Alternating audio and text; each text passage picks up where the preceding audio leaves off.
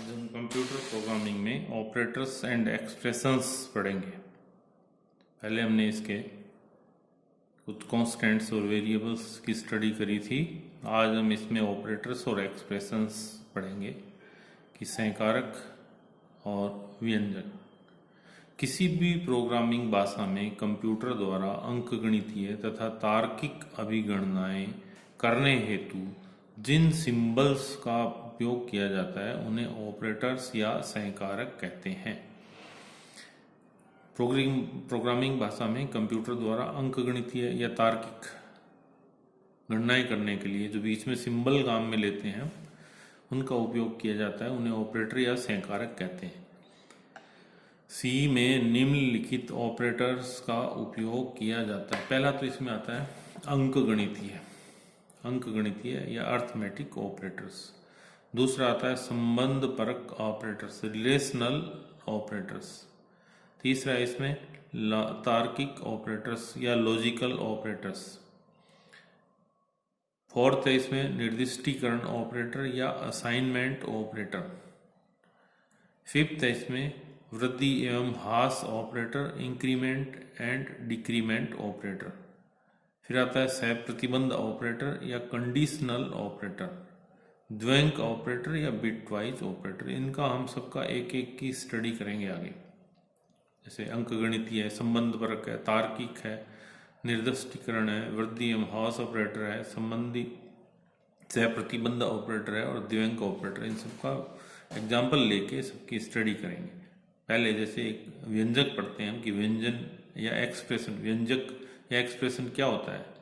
चर या चरों, बहुवचन में अचर या अचरों तथा संकारक अथवा ऑपरेटर्स के संयोजन से बनी श्रेणी अथवा वाक्य जिसका कुछ मान या अर्थ निकलता हो व्यंजक कहलाता है। पहले चर होना चाहिए या उसमें अचर भी हो सकता है, कांस्टेंट भी हो सकता है, वेरिएबल भी हो सकता है और ऑपरेटर भी होना चाहिए। इनको मिलाने से जो श्रेणी या वाक्य बनता है उसका कुछ मान या अर्थ निकलता हो। ये एक्सप्रेशन तभी होगा जब उसका या तो कोई मान निकलता हो या उसका कोई अर्थ निकलता हो, मीनिंग निकलता हो, तो उसको हम व्यंजक कहते हैं। अब जैसे अंकगणितीय ऑपरेटर के संयोजन से, अंकगणितीय ऑपरेटरों में का मतलब प्लस, माइनस, मल्टीप्लिकेशन, डिवीजन। अंकगणितीय ऑपरेटरों के संयोजन से बनने वाले व्यंजकों को अंकगणितीय व्यंजक, संबंध परक ऑपरेटर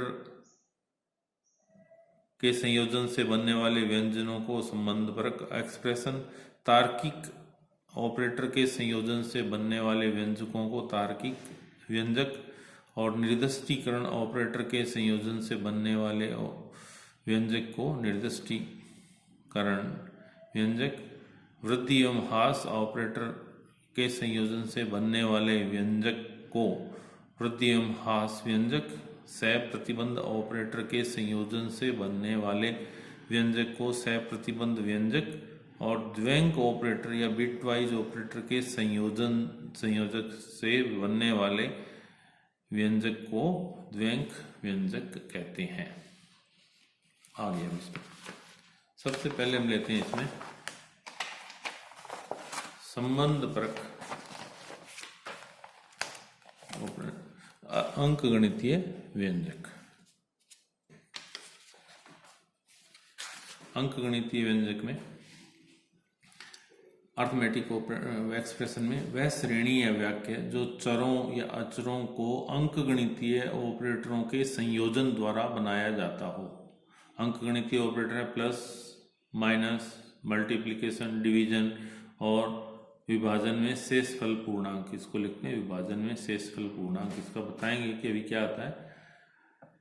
तो वह श्रेणी या वाक्य जो चरों या अचरों को अंकगणितीय ऑपरेटरों के संयोजन द्वारा बनाया जाता है अंकगणितीय व्यंजक कहते हैं। अंकगणितीय व्यंजक का मान एक अंकगणितीय संख्या होती है।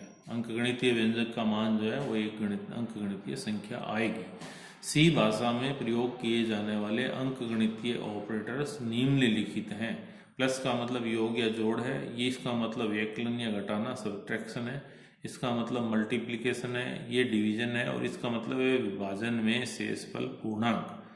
इसका मतलब ये होता है जैसे कहीं पे हमने 25 और इसमें ये सिंबल लगा दिया 6, तो इसको इससे डिवाइड करें तो जो शेष बचा 1 वो इसका आंसर आता है। जैसे 10/3 10 और ये सिंबल लगा के 3 लगा दें तो इसमें भी शेष 1 बचता है, तो इसको हम 1 लिखते हैं। अब अंक गणितीय व्यंजक में पूर्णांक व्यंजक, इंटीजर एक्सप्रेशन, वह अंक गणितीय व्यंजक जो पूर्णांक अचरों तथा उन चरों जिनको पूर्णांक चर घोषित किया गया हो के संयोजन से बना हो। एक तो पूर्णांक अचरों कॉन्स्टेंट्स, इंटीजर कॉन्स्टेंट्स, तथा उन चरों जिनको पूर्णांक चर घोषित किया गया हो। जैसे वेरिएबल x को हम लिख दें कि ये इंटीजर है तो उसका वैल्यू हमेशा इंटीजर ही रहेगी। जैसे x का मान हम कहीं पे 1.2 आ गया तो 1 ही लेगा। जिनको पूर्णांक चर घोषित किया गया हो के संयोजन से बना हो तो पूर्णांक व्यंजक कहलाता है, तथा इस व्यंजक का संख्यात्मक मान भी एक पूर्णांक संख्या आती है। इसका जो मान आता है वो भी एक पूर्णांक संख्या आती है। अब जैसे ये लिया हमने इंटीजर डिक्लेयर, इन चरों को इंटीजर डिक्लेयर कर दिया। a इंटीजर हो गया, b इंटीजर हो गया, c इंटीजर हो गया, i, j और k ये इंटीजर हो गए। तो a इंटीजर है, b इंटीजर है, c इंटीजर है और i इंटीजर है, तो ये पूरा का पूरा इंटीजर हो गया। इसी तरह से a/j ये भी इंटीजर है, ये इंटीजर है, ये सब इंटीजर है, तो इसका मान भी इंटीजर में आ गया। इसी तरह से ये भी इंटीजर है और ये भी इंटीजर है। इसी तरह से इंटीजर डिक्लेयर कर दी हमने, लेकिन ये मान हमने निकाला तो इसमें l जो है वो कहीं नहीं है। डिक्लेयर में जो डिक्लेयर किए हैं उसमें ये कहीं नहीं है, तो इसका पता नहीं है कि इंटीजर है या कोई फ्लोटिंग पॉइंट है। तो l पूर्णांक चर में घोषित नहीं है, तो ये एक इंटीजर एक्सप्रेशन नहीं होगा। दूसरा, ये इसमें पॉइंट में आ गया तो ये भी पूर्णांक नहीं है, तो ये भी एक इंटीजर एक्सप्रेशन नहीं होगा। इसमें दो ऑपरेटर आ गए, मल्टीप्लिकेशन, जबकि एक सिंबल आना चाहिए था, ये गलत है। इसी तरह से इसमें यहाँ पे एक ब्रैकेट और होना चाहिए था, बंद होना चाहिए था। इसको फिर सबसे पहले अंदर वाले ब्रैकेट को कैलकुलेट करते, तो ये कोष्टक नहीं है, ये इंटीजर एक्सप्रेशन नहीं है। इंटीजर के बाद में आता है चल बिंदु व्यंजक, फ्लोटिंग पॉइंट एक्सप्रेशन। वह अंक गणितीय व्यंजक जो चल बिंदु अचरों तथा उन चरों जिनको चल बिंदु या चर अथवा जिनको द्विक परिशुद्धता डबल प्रिसीजन घोषित किया गया हो के संयोजन से बना हो, चल बिंदु व्यंजक कहलाता है, तथा इस व्यंजक का मान भी एक चल बिंदु संख्या आता है। पहले वाले में इंटीजर संख्या आती थी, इसमें फ्लोटिंग पॉइंट आएगा। तो फ्लोटिंग पॉइंट में एक तो फ्लोटिंग पॉइंट कांस्टेंट होने चाहिए, और जो चर हैं उनको फ्लोटिंग पॉइंट कांस्टेंट डिक्लेयर किया होना चाहिए, लिखा हुआ होना चाहिए। जैसे हमने ये लिया, पहले हमने डिफाइन कर दिया कि p की वैल्यू 3.145 है, फिर इसको कर दिया कि ये चल बिंदु है, चर है, ये चल बिंदु चर है, ये चल बिंदु चर है और ये सब चल बिंदु चर है, और ये डबल प्रिसीजन पॉइंट है p और j। तो -x floating point, y floating point, n floating point और b फ्लोटिंग पॉइंट, तो ये फ्लोटिंग पॉइंट एक्सप्रेशन है। इसी तरह से ये भी फ्लोटिंग पॉइंट एक्सप्रेशन है, ये भी फ्लोटिंग पॉइंट एक्सप्रेशन है और ये भी फ्लोटिंग पॉइंट एक्सप्रेशन है। फिर इसमें आते हैं x minus Y plus Z. अब z इसमें कहीं पे डिक्लेयर नहीं है, z को हमें फ्लोटिंग पॉइंट डिक्लेयर नहीं किया, तो चल बिंदु घोषित नहीं है, तो ये फ्लोटिंग पॉइंट एक्सप्रेशन नहीं होगा। दूसरा दे रखा है, इन दो ब्रैकेट्स के बीच में हमेशा एक ऑपरेटर होना चाहिए, वो ऑपरेटर इसमें नहीं है, तो ये भी एक चल बिंदु फ्लोटिंग पॉइंट एक्सप्रेशन नहीं है। इसमें भी नीचे कोई नंबर नहीं है, सिर्फ ऑपरेटर लगा के छोड़ दिया, तो ये भी दो ऑपरेटर कंटिन्यूस हो गए, डिवीजन भी हो गया और प्लस भी हो गया, तो ये भी गलत है। डॉट किसी तरह का भी ऑपरेटर डिफाइंड नहीं है, तो ये भी गलत है। a और x के बीच में कोई ऑपरेटर नहीं है, तो ये भी फ्लोटिंग पॉइंट एक्सप्रेशन नहीं होगा। इसी तरह से इसमें भी एक बायां कोष्टक यहाँ पे नहीं है, तो ये भी फ्लोटिंग पॉइंट एक्सप्रेशन नहीं होगा। अब जो ऑपरेटर हमने ये लिया था, इसकी वैल्यू निकालें, जैसे 25 और इसमें ये ऑपरेटर लगा के 6 लगाया, तो हमने 25 को 6 से डिवाइड किया तो 4 पे जाता है और एक रिमाइंडर आ गया, तो ये यहाँ पे इसकी वैल्यू 1 आएगी। इसी तरह से 3 से करें तो ये 1 आएगी। यदि इसमें ऊपर माइनस दे रखा है तो यहाँ पे माइनस आएगा, और नीचे माइनस दे रखा है तो हमेशा प्लस आएगा।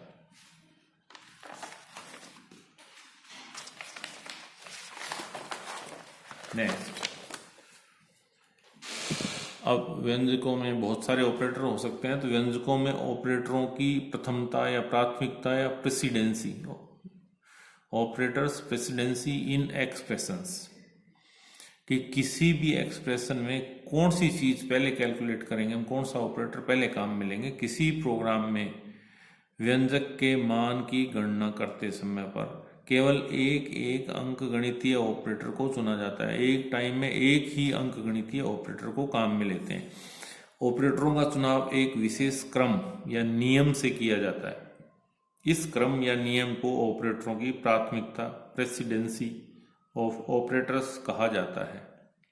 इसे संकारकों की हिराकी भी कहते हैं। व्यंजक की गणना हमेशा बाएं से दाएं की जाती है, लेफ्ट से राइट में की जाती है, तथा ऑपरेटरों की प्राथमिकता निम्न प्रकार होती है। सबसे पहले हम मल्टीप्लिकेशन, डिवीजन या मॉड्यूलर डिवीजन, इसको मॉड्यूलर डिवीजन कहते हैं, तो इन तीनों को सबसे पहले कैलकुलेट करते हैं। यदि किसी में बहुत सारे ऑपरेटर दे रखे हैं तो इसमें सबसे पहले इनको कैलकुलेट करते हैं। सेकंड जो प्राथमिकता है वो प्लस और माइनस की होती है। थर्ड प्राथमिकता असाइनमेंट की होती है। तो इसमें ध्यान रखना, किसी भी ऑपरेटर में, और इससे पहले यदि किसी में ब्रैकेट है तो सबसे पहले ब्रैकेट की कैलकुलेट करेंगे, उसके बाद में ब्रैकेट में भी सबसे पहले ये कैलकुलेट करेंगे, फिर ये कैलकुलेट करेंगे और फिर ये कैलकुलेट करेंगे। यदि किसी व्यंजक में समान प्राथमिकता वाले दो ऑपरेटर विद्यमान हों तो ऑपरेटरों की सहचार्यता नियम से निर्णय किया जाता है। इसका मतलब ये हुआ कि इसमें यदि एक ही जगह, एक ही में मल्टीप्लिकेशन भी है, डिवीजन भी है, या प्लस और माइनस भी है, तो उसमें एसोसिएटिविटी ऑफ ऑपरेटर्स देखते हैं। पहले किस ऑपरेटर पर संक्रिया लगाई जाए, ये देखते हैं। पहले किस ऑपरेटर पे संक्रिया लगाई जाए।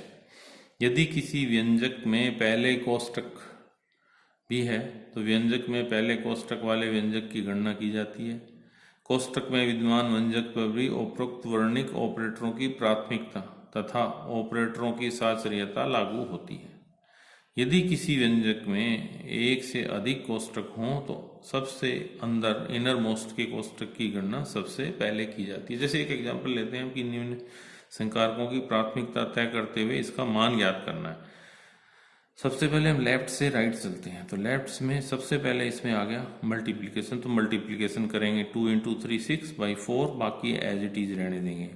सेकंड स्टेप में फिर इधर से इधर चले लेफ्ट से राइट में, तो फिर डिवीजन आ गया, ये सबसे पहले आता है। तो 6 भी इंटीजर है, 4 भी इंटीजर है, तो इंटीजर वैल्यू लेनी है हमें 1, बाकी सब एज इट इज रहेंगे। फिर इसमें लेफ्ट से राइट जाके देखेंगे तो ये यहाँ पे डिवीजन आ गया 4/4, तो इसकी वैल्यू 1, बाकी एज इट इज। फिर इसमें और कोई डिवीजन या मल्टीप्लिकेशन होगा, यहाँ पे ये डिवीजन है तो ये 5/8 है, 5 इंटीजर है, 8 भी इंटीजर है, तो इसकी वैल्यू आ जाएगी 0। फिर लेफ्ट से राइट में चलते हैं तो ये सबसे पहले एडिशन आएगा, तो 2 हो गया, 2 + 7 - 2 + 0। फिर लेफ्ट से राइट में चलेंगे तो ये फिर प्लस आ जाता है -2 + 0, और i = 7 + 0, और फिर प्लस ये आ गया, तो इसका आंसर 7 आ जाएगा।